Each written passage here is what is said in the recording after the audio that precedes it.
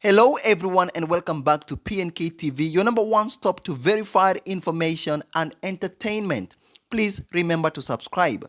Now, Kenyans on social media are angered by the brutal murder of the late Sheila Lumumba, a gay lady that was allegedly killed by 6 men simply because of her sexuality. From the stories making rounds on social media is that Sheila Lumumba met her ultimately death in Karatina, something that has left the LGBTQ community disturbed. With the story making rounds on social media, many Kenyans are now demanding for justice, especially since Sheila is the second queer to be killed and still nothing has been done. In April, another lady, Erica, was also killed by homophobics who could not accept her as a transgender.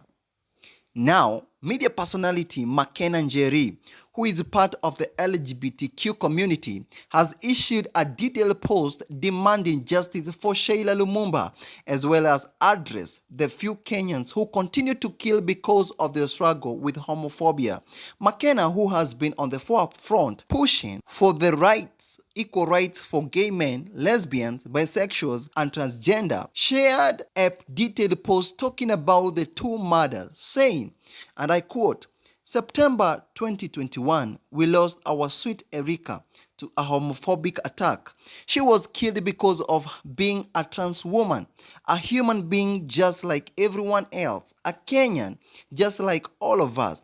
April 2022, we mourn another queer soul. We mourn the death of another human being who was raped and killed by 6 men. Reason? Homophobia." How disgusting that this is where the world has gotten to.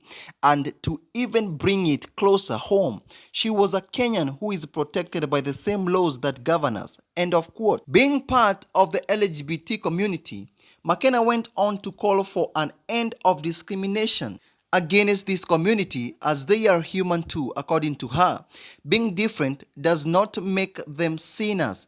It's life and the new normal. She said, and I quote, "Homosexuality is not a sin. Homophobia is. For how long will this continue being the narrative? For how long will we demand for justice from the police and the public with no answers? The leaders are quick to kick out queer kids from schools, but show us their backs when the same queer kids are murdered.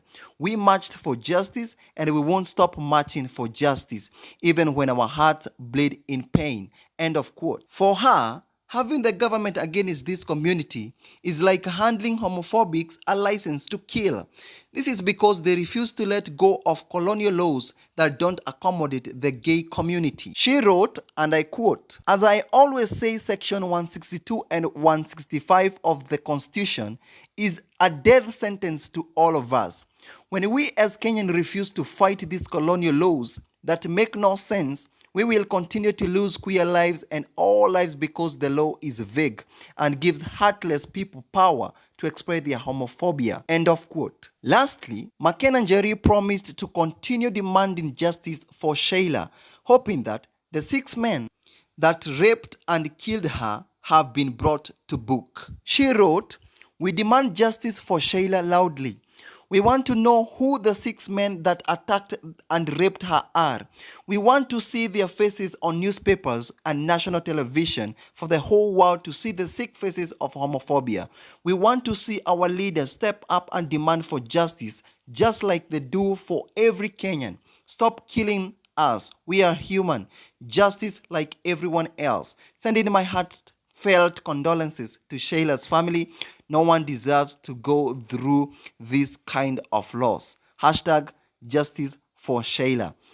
End of quote. We would like to get your thoughts and opinions on this whole issue. Now you're up to date.